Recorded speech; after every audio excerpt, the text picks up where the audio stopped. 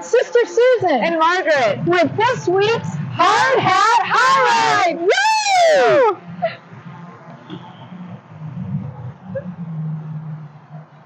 All right, Doug, so we're excited to hear about the progress that's been made since the groundwork has been done. Do you think you could give us a little tour of what we're seeing right now on the site?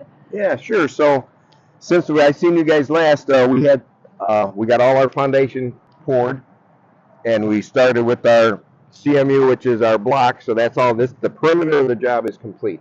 So everything else is going to go based on this. On the interior, we also started our deep underground. So that's what you see out there sticking up. That's all the plumber's work. So he's getting all the sanitary and storms all in place. And then the electrician, he's over in the far corner. There's some short stub ups over by the wheelbarrow. As soon as the deep underground's done, then electrician will be coming in on top of him. So then also here to my right, we have the elevator pit. So that's been poured, that's installed.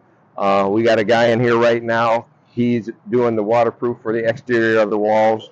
And then after that, we will finish our underground, just come to the front as far as the plumber's concerned, and then we'll backfill.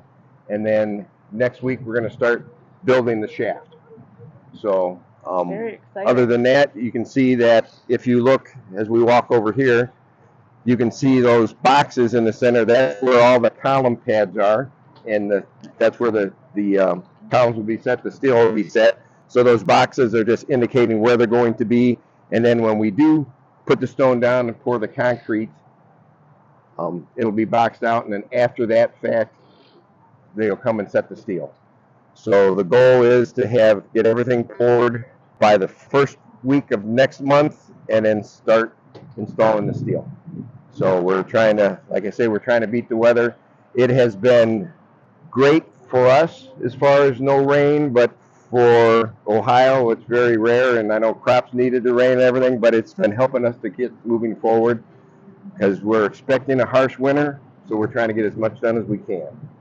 We believe that's the power of prayer, Doug, with all the Catholic sisters involved in this project. Yes, we're all praying for the and we appreciate it, and everybody that sets up on site, and I tell them once they're here, they're getting prayers for them, and the guys are like me. They're like, we're closer to the end. We could use every prayer we can get, and we're enjoying those.